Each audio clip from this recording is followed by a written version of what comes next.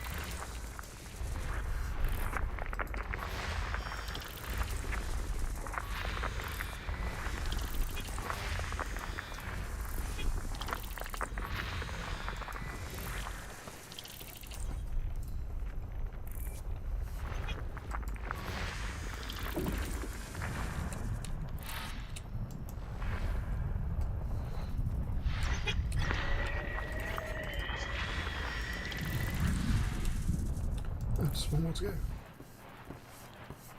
But this is a start.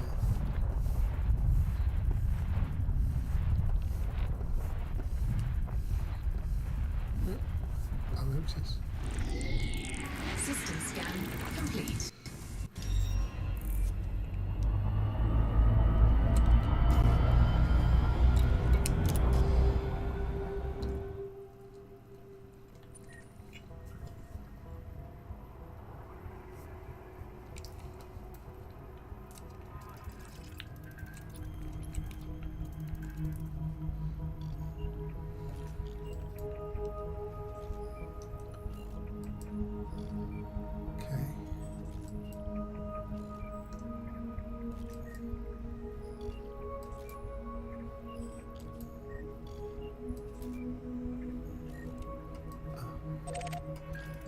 What is it?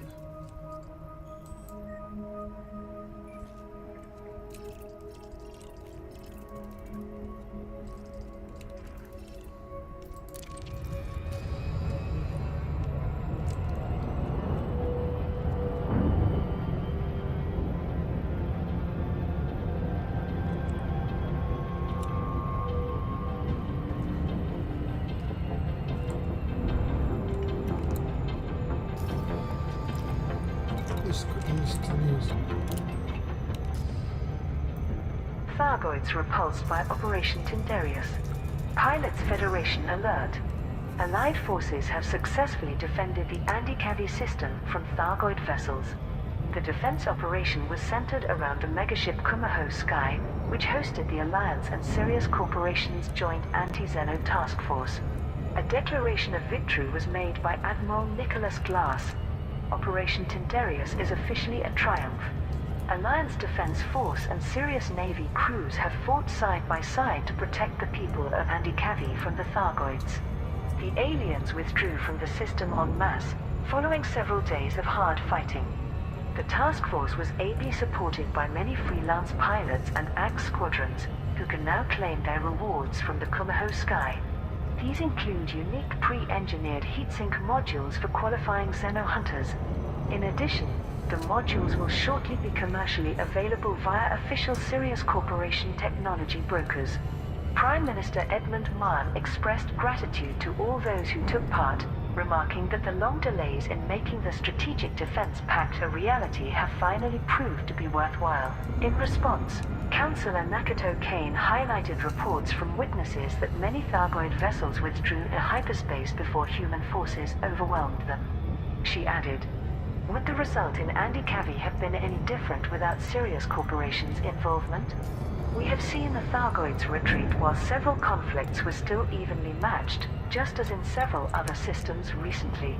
Did this military pact deliver anything that the ADF could not have achieved alone? Subject D2 rejects azimuth. Seojin A, the Project Seraph survivor, has refused to have any further contact with Azimuth Biotech following its offer of help.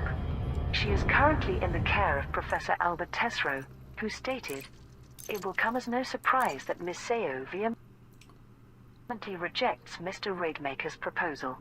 She has relayed horrific details to me about her abduction years ago, and the invasive experimentation at Oaken Point. The fear that Azimuth operatives were hunting her never passed, resulting in total isolation from her former life to protect friends and loved ones. As things stand, she has no reason to trust the organization responsible for her suffering.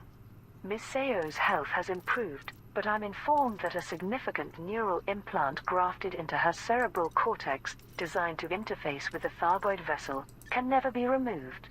With her permission, we are working to better understand the manner of the surgeries inflicted upon Miss Seo, along with her claimed interpretation of the Thargoid Roar.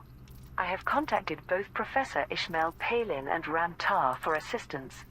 Azimuth Biotech CEO Torben Raidmaker expressed disappointment at the response, and cast doubt on Seojin A's legitimacy. In her fragile emotional state, D2 may be vulnerable to coercion by Professor Tesreau and other ex-Aegis radicals. Our medical teams have access to records detailing the procedures Oaken Point surgeons were carrying out. It would be unwise of Tesreau to choose self-interest over the chance to truly heal D2. In related news, several news feeds have reported an initial bump in public support for the reinstatement of Aegis. Following her attendance at the symposium, Deputy Prime Minister Angela Corcoran told the Old World's Gazette, "Operation Tindarius has been initiated, with forces engaged in protecting the anti-Cavi system.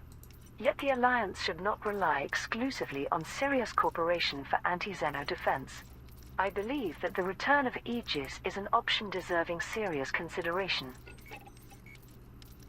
Winters condemns oppression of Thargoid cult. The Poponcha conflict and the mass arrest of Thargoid cultists have received civil and political criticism across the Federation. Shadow President Felicia Winters delivered a statement to the Federal Times.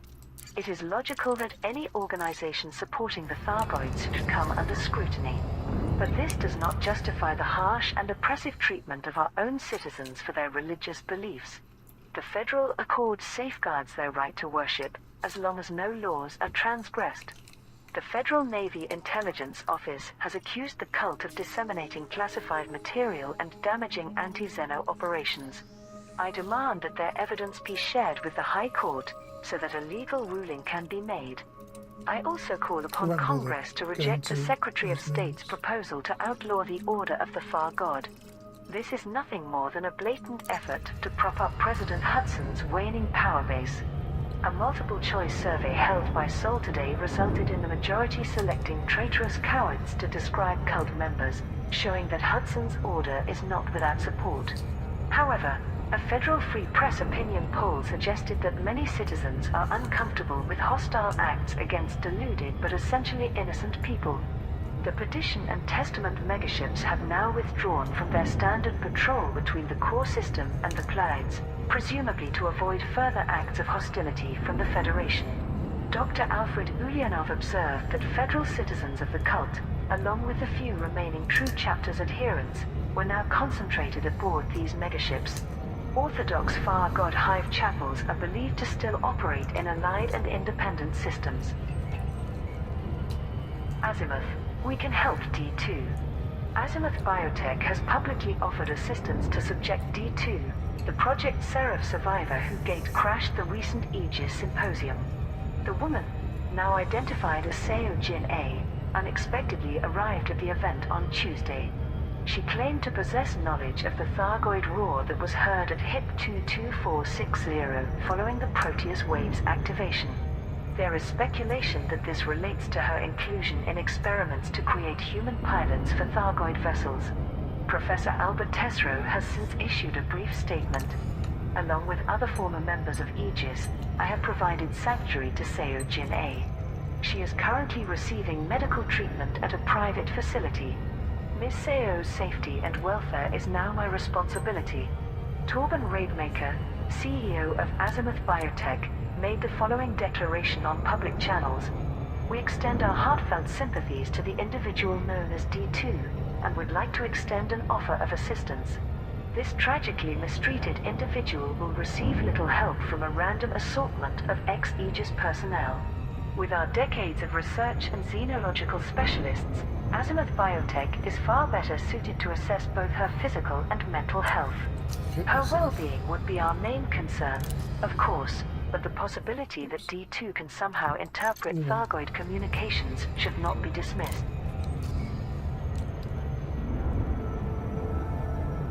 I wouldn't trust Azimuth Biotech as far as I can throw it. And I can't throw it.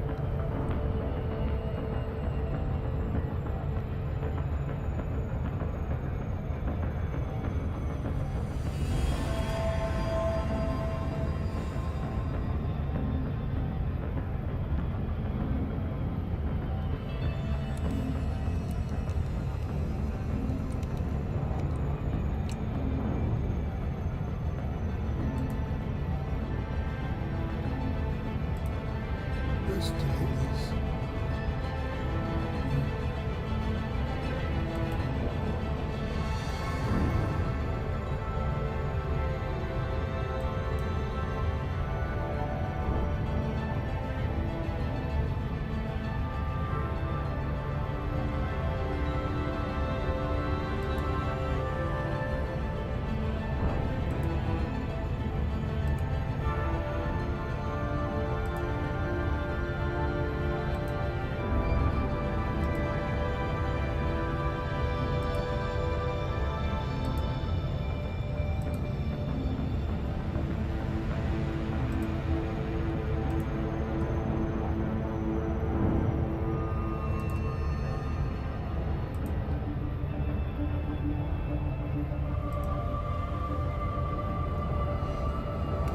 Nearly there. I'm going to map this world and then call time on the stream. It's been short.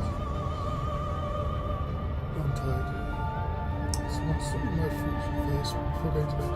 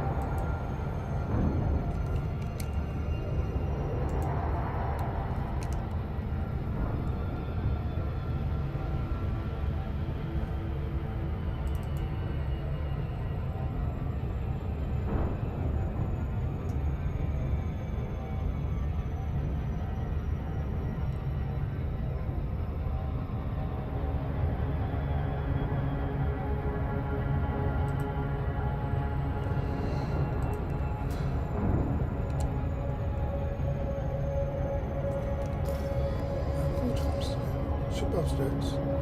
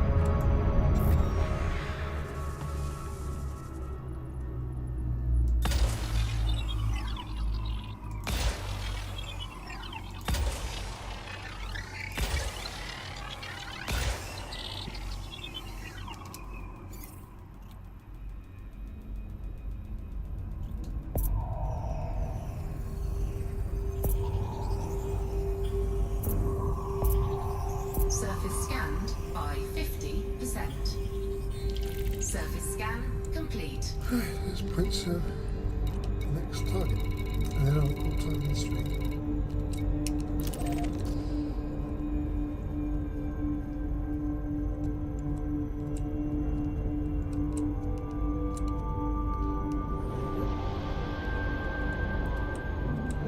Well, thank you very much for watching. I hope to stream again, pardon me, in maybe about 22 to 23 hours time, which hopefully will be a bit longer. Until then, thank you very much for watching. If you'd like to watch this all, don't forget to hit the like button, and can I invite you to subscribe and hit the bell notification icon. This is Commander Cameron Thumb Chop. Out.